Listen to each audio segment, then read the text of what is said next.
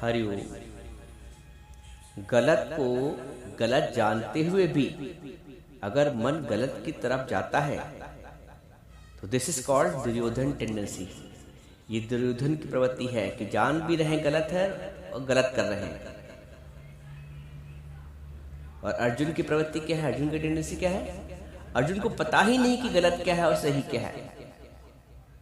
भगवान से पूछता है कि जो मेरे लिए जो उचित हो वो बताइए। ये बेसिक डिफरेंस, बहुत बड़ा डिफरेंस कह लीजिए इसको, अर्जुन और दुर्योधन के बीच है कि दुर्योधन को ये पता है गलत क्या है सही क्या है, और वो जानता है कि जो वो रास्ता चुन रहा है वो गलत है, लेकिन फिर भी गलत की ओर अग्रसर होता है। दुर्योधन कहता भी है भगवान से कि अर्जुन कि हे कृष्ण, मुझे मत समझाओ कि सही क्या है और गलत क्या है। मुझे पता है, सब पता है मुझे कि सही क्या है गलत क्या है। मेरी समस्या यही है, कहता है कि मुझे सही पता होने के बाद भी मेरा मन गलत की तरफ भागता है, मेरा मन अन्याय की तरफ भागता है। तो ये दुर्योधन की समस्या नहीं है,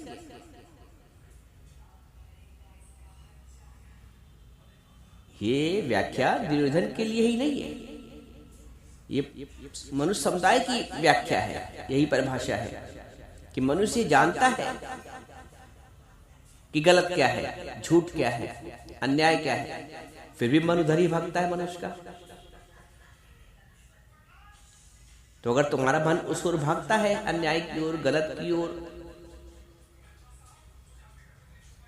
तो तुम भी दुर्योधन तो हुए।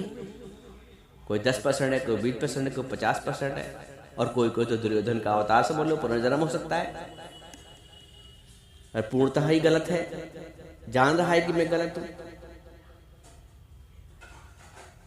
और दुर्योधन का परिणाम क्या हुआ ये भी पता है। दुर्योधन के द्वारा चयनित मार्ग पे चला जाएगा तो परिणाम हमेशा विनाश होगा, और अर्जुन के मार्ग पे चलोगे तो परिणाम कितना उत्तम हुआ। युद्ध की विजय हुई और अर्जुन और कृष्ण संवाद में भगवत गीता का जन्म हुआ, जो आज तक कल्याणकारी है और आगे भी जब तक सृष्टि है तब तक कल्याणकारी रहेगा। तो अर्जुन की मार्ग पे चल के, अर्जुन की राह पे चल के विकास हुआ, और दुर्योधन के राह पे चल के विनाश हुआ। अब रास्ता दोनों अपने सामने है। आप चाहो तो दुर्योधन का मार्ग चुन सकते हो, और आप चाहो तो अर्जुन का मार्ग चुन सकते हो। अर्जुन का मार्ग चुनने के लिए आपको समर्पण की आवश्यकता है प्रभु के आगे, गुरु के आगे, और वरना दुर्योधन तो है ही है। ईगो है तो दुर्योधन है, अहंकार है तो दुर्योधन है, और समर्पण का भाव है तो अर्जुन। आप किस कैटेगरी में हो, किस श्रेणी में अपने आप को रखते हो, ये आप जानो, लेकिन भलाई अर्जुन बनने में ही है। अर्जुन बनोगे तो कृष्ण के साक्षात दर्शन पाओगे। कुछ ही लोग हैं जिनको भगवान ने अपना विराट स्वरूप दिखाया,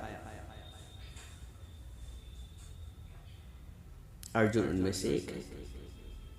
अर्जुन बनने में ये फायदा है, अर्जुन बनने में भगवान का साक्षात दर्शन संभव है। संभव है क्या? अवश्य अवश्य होगा। अर्जुन बनकर अपने गुरु के मुख से ज्ञान सुनो, और गुरु तुम्हें परमात्मा के विराट स्वरूप का दर्शन कराएगा। सर्वत्र परमात्मा है, इसके सिवा कुछ है ही नहीं, यही परमात्मा का विराट स्वरूप है। मतः परंतरम नान्यत किंचित दस्त धनंजय। हे अर्जुन, मेरे सिवाय, मेरे से परे कुछ है ही नहीं।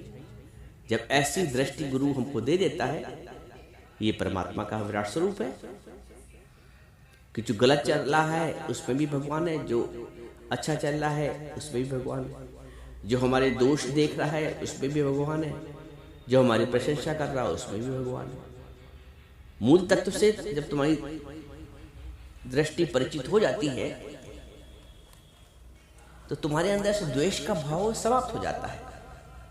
अर्जुन के अंदर द्वेष का भाव नहीं था, भले ही दुर्योधन ने कुकर्म किए, अन्याय किया, लेकिन फिर भी द्वेष का भाव नहीं है। वो फिर भी उनको माफ करना चाह रहा था, क्षमा करना चाह रहा था। भगवान से कह रहा था युद्ध मैं नहीं करूंगा।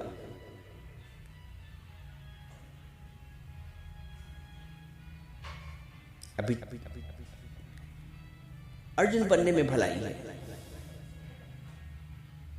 अर्जुन बनकर, जिज्ञासु बनकर, गुरु से प्रश्न उत्तर कर कर, अपने संशयों का समाधान कर कर उस आत्म स्वरूप से एकाकार हो जाओ, अपने मूल स्वरूप पे स्थित हो जाओ।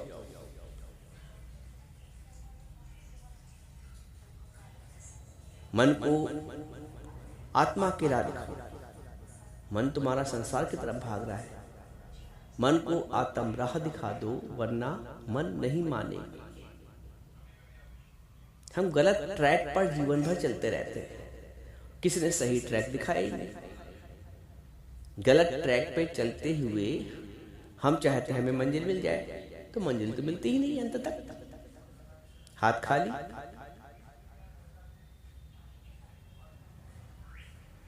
अतृप्त तो हो ही गई।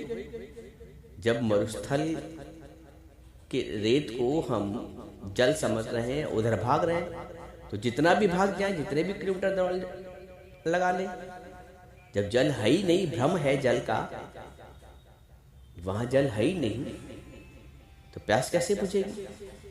तो संसार में तृप्ति है ही नहीं। हमें भ्रम हो रहा है कि शादी कर लेंगे तब संतुष्टि मिल जाएगी, बच्चे हो जाएंगे तब संतुष्टि मिल जाएगी, बच्चे पढ़ जाएंगे तब संतुष्टि मिल जाएगी, जब बच्चों की अच्छी नौकरी लग जाएगी, कुछ बन जाएंगे तब हम तृप्त हो जाएंगे, जब पोती पोता खिला लेंगे तब हम तृप्त हो जाएंगे, तब संतुष्टि मिलेगी। पूछो उन लोगों से जिनके पोती पोता भी हो गए, जिनकी शादी भी हो गई, जिनके बच्चे भी हो गए, जिनके बच्चे अच्छे पढ़ भी गए, क्या तृप्त हुए? क्या संतुष्ट हुए? क्योंकि संतुष्टि और तृप्ति उसमें है ही नहीं।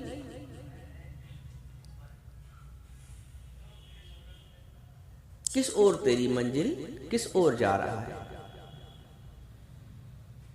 गलत ट्रैक पे जा रहा है। अभी ब्रेक लगाओ। जब आप कभी रास्ता भटक जाते हो ना, कहीं जा रहे हो, तो कोई अगर रास्ता बता देता है सही, तो तुरंत वहां से यू टर्न करना चाहिए, उसको धन्यवाद बोलकर। अगर ट्रैक जानने के बाद भी, सही ट्रैक, सही रास्ता जानने के बावजूद भी हम अगर उसी राह पे बढ़ते जाएंगे जिस पे पहले बढ़ते आ रहे हैं, तो फिर इससे बड़ा मूर्ख कोई नहीं है। तो जब गुरु जीवन में ज्ञान देता है और सही ट्रैक बताता है, तो तुरंत यू टर्न लो। दुर्योधन से अर्जुन बन जाओ। अभी भी दुर्योधन बने रहे तो परिणाम जानते हो क्या होगा? तुरंत यू टर्न, दुर्योधन से अर्जुन बनो और अर्जुन बनकर परमात्मा को, गुरु को समर्पण करो। तेरा तुझको अर्पण क्या लागे मेरा। तुम्हें तब तक लगेगा जब तक तुम खुद अधिकार रख के बैठे हो। आरती में भले ही गा लो तेरा तुझको अर्पण, लेकिन एक शीशे का गिलास भी टूटता है तब भी दिल धक्के से होता है, क्योंकि उसमें भी आ सकती है। अर्पण नहीं किया है। जरा से किसी की बीमारी भी आ जाती है घर के परिवार में, तो मन परेशान होने लगता है, क्योंकि प्रभु को अर्पण नहीं किया है। आने और जाने का सुख और दुख सब मेरे अपने हैं। सुख और दुख सब परमात्मा को अर्पण करो। तेरा तुझको अर्पण क्या लागे मेरा। अगर तुम्हें लग रहा है इसका मतलब तुमने अर्पण नहीं किया, तुम रोज भगवान से आरती में झूठ बोलते हो। तेरा तुझको अर्पण, अभी भी तुम्हें अगर लग रहा है तो तुम रोज भगवान से झूठ बोल रहे हो, रोज पाप कर रहे हो। तेरा तुझको अर्पण क्या लागे मेरा, तुम्हें सब लगता है। किसी के कड़वे वचन भी लग जाते हैं, कोई ने आंख घूर के देख लिया वो भी लग गई, किसी ने ऊंचे स्वर में तुमसे बात कर ली वो भी तुम्हें लग गया, कुछ नुकसान हो गया पैसे का तो वो भी तुम्हें लग गया, कोई बीमार हो गया तब भी तुम्हें लग गया, किसी का शरीर शांत हो गया तब भी तुम्हें लग गया। तो तुम झूठ बोलते हो जीवन भर भगवान से, तेरा तुझको अर्पण। सब पे कब्जा जमा के बैठे हो, सब पे अधिकार रख के बैठे हो, और अधिकार रख के बैठे हो इसलिए धिक्कार मिल रहा है। जहां जहां तुम्हारा अधिकार है वहां वहां से धिक्कार मिलेगा। ये प्रकृति दे रही है। तुम समझते हो व्यक्ति दोषी है, फलाने ने ऐसा किया, ये प्रकृति दर्शन दे रही तुमको अधिकार का धिक्कार। अधिकार भी देखो, धिक्कार छिपा हुआ है। एक बालू को जितना जोर से मुट्ठी में दबाओगे उतना ही हाथ से मुट्ठी से बाहर हो जाएगी। वैसी दुनिया है, जितना अधिकार रखोगे उतने अधिकार धिक्कार के भी अधिकारी हो जाओगे। अधिकार मिले ना मिले धिक्कार अवश्य मिल जाएगा, धिक्कार के अधिकारी बन जाओगे। छोड़ो सारे अधिकार, करो परमात्मा को अर्पण, बन जाओ अर्जुन, छोड़ दो दुर्योधन की प्रवृत्ति।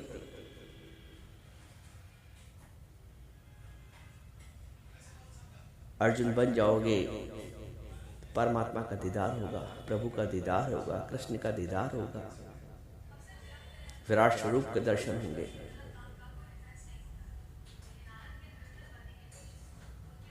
अब तुम सोचो, निर्णय लो, क्या करना है। विराट स्वरूप के दर्शन करने हैं कि दुर्योधन की तरह विनाश को प्राप्त होना है। आज ये निश्चय पक्का करना है, विराट स्वरूप के दर्शन या दुर्योधन की तरह विनाश। तुम विवेकी पुरुष हो, गुरु ने विवेक दिया है, प्रभु ने विवेक